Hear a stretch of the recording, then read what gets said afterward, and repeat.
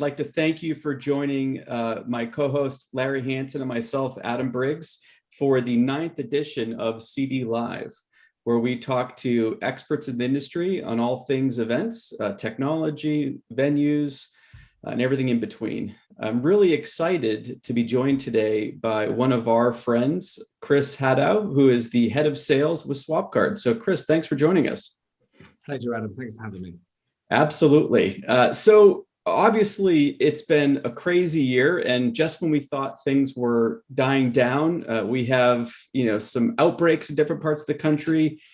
How is Swapcard reacting to kind of the new normal where not just virtual, now we get into hybrid and maybe back to some virtual work? What has this been like for you all? Thanks for asking. Yeah, it's been a crazy year for sure. We're headquartered out of Paris, so we've got very much a global client base as well, and so we're seeing it not just in the States but elsewhere in Europe and into Asia too. And there's different things happening in different places, of course, but the US is naturally coming online a little faster, and we're starting to see live and hybrid certainly start to take shape. And of course, this is something that the industry's talked about for a long time, but never fully implemented. And so for a technology provider for events, it's been bittersweet. We know that the industry overall has suffered tremendously. At the same time, we've seen this digital adoption that ultimately probably wouldn't have happened in the same time frame had it not been for this extremely unfortunate backdrop of the pandemic. So yeah, very bittersweet. It's been a crazy 12 months or so. Swapcard's been doing well. At the same time, we're very cognizant of the fact that not everyone's been doing so. And so yeah, our real evolution has been through this virtual initial phase, now coming to hybrid, and then as we come back to see live starting to take hold again. So Swapcard was one of the first platforms to really, and I hate using the word pivot, but it's I think the best descriptor, but pivot into this virtual space as a response to COVID. And that obviously has been very successful for you. Were there any lessons learned, things that you would have done different from an implementation perspective in terms of the platform, or even just consulting with customers and how they've used the platform? Yeah, it's really interesting actually. A lot of folks have only discovered Swapcard in the virtual age, and we kind of have to remind them that we did live before all of this started. That was our bread and butter. So yeah, sort of like re-educating back to our roots and making sure that they understand that. But in terms of the way that the platforms evolved, we had to operate in such a short time. I mean, hindsight is a wonderful thing. Vision is 2020 there. Really, the way that we looked at this was we're going to shift the platform, deal with a virtual, be able to execute on a virtual platform. And we were lucky because we had web view for the platform prior to that, because we know that at exhibitions, trade shows, people do a lot of their prep online, and so it's important to have a desktop version of that. And so to be able to flip that and use it for virtual, we're very proud of how we've done it. And one of the ways in which we kind of implemented it was to run our own event, our own virtual event, Evolve, back in May 2020. And really that was an exercise in, can we do it? And can we do it and then show the global audience that we are capable of running that virtual event, but with the big caveat that we've not done this before. We're doing it a short space of time. So we hope to learn from it and learn collectively with our clients, with the industry at large on how best we go about doing this. So massive learning experience.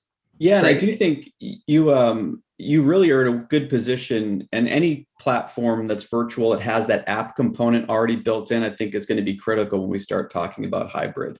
But yeah, and Chris, at Conference Direct, we have definitely seen the migration to hybrid from pure virtual, still getting pure virtual in 21, but now we're also seeing in-person meetings booking it again pretty strongly. So wondering where you see the virtual platforms, what is their value in going forward, knowing that in-person is coming back pretty strong, and where does that niche work for you guys? Yeah, so again, we've not been through this before, so we don't really know, but our hypothesis is that virtual and live will coexist. Obviously, this is where the word hybrid starts to come from. And I think initially everyone's view of hybrid was on-site and online attendees at the same time having the same shared experience, which of course is going to be nigh on impossible to replicate in both of those scenarios. So people are starting to see this more, or certainly our belief is that hybrid can be used as a tactic to execute for both people online to contribute or have a part to play in an event experience. And maybe the logistics are bookending virtual meetings and then in-person meetings sit in the middle of the day's agenda when those folks are on site. But to intermingle virtual into that becomes very difficult. And so there's the sort of the tactical deployment of hybrid and both of those audiences. But the more interesting one for me is actually where hybrid becomes a strategy rather than just the tactic. And we now know that audiences, well, they may not like it as much, will engage online, they will consume content. And we're starting to see very sort of networking heavy live events come back and content driven virtual, maybe leading up to that. And so the platform will exist for the live event for people to navigate themselves through the mobile app, do the prep through the web, through their web app, and make sure that those meaningful connections happen at the event. But the organizer will run a series of virtual touch points that signpost that flagship event. So getting people engaged, understanding what content people care about, and moving people towards that. So that's what I mean more of that strategy is both coexist, but maybe not at the same time. Maybe you separate the experiences and you almost breadcrumb all the way up to that big flagship that ultimately is the end objective for the organizer. Yeah, that's great insight, because I know our association customers building that community, and the revenue from their annual meeting is big. So increasing that network of people that can attend is a big deal. So I think I agree with you 100%. The other part that is, we still have some resistance from some of our customers is when we get into the world of production, and why that's important both in a virtual and then how you control those costs in a hybrid world. So give us your insight of one, why you think it's important to have production and virtual, and then how you see that maybe integrating into the hybrid experience too. Yeah, it's the same. You have to think of it as the same. It would be perceived the same. You wouldn't necessarily run production at a live event yourselves and just kind of cobble it together and use your existing team. There's subject matter experts that know how to flick the right switches at the right time, make sure you've got the right equipment in place to produce the content that ultimately is the thing that's driving the engagement that you're looking for. And how you execute that content delivery is critical to the attendee experience, whether they're on site or online. And especially when we do think about sort of mingling those two audiences together at the same time, you've got to connect an audience that's viewing it directly through their eyes, live in the room, and an audience that's looking at it online through a screen. And as I mentioned before, you can't create the same experience, but you can show the same amount of care, and treat both audience types with the same care and attention and respect to make sure that they have the best experience possible.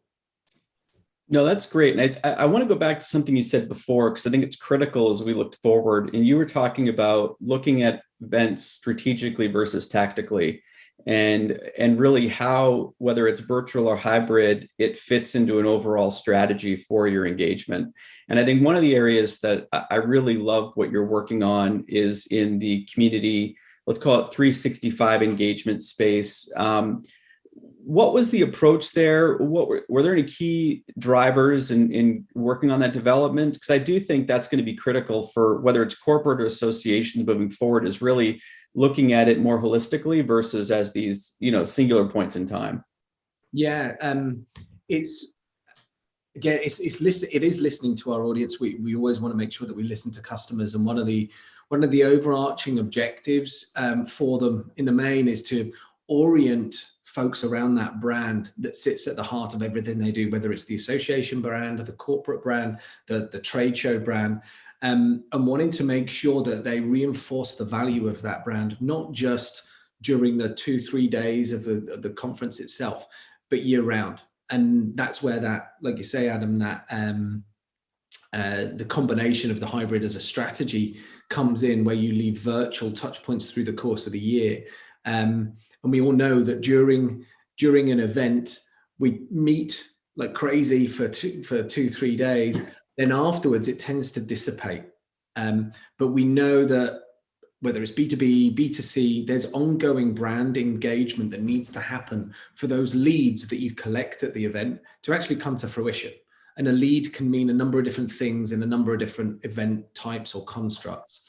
And so really it is making sure that people have the best experience possible during the event, make the right connections and meaningful connections, not just anyone, and then allow those relationships to continue through the year. So then you build up layer upon layer of behavioral data that tells a story, but then also making sure that people are brought back and appreciate the value that brand that facilitates those connections brings and reinforces that value to them.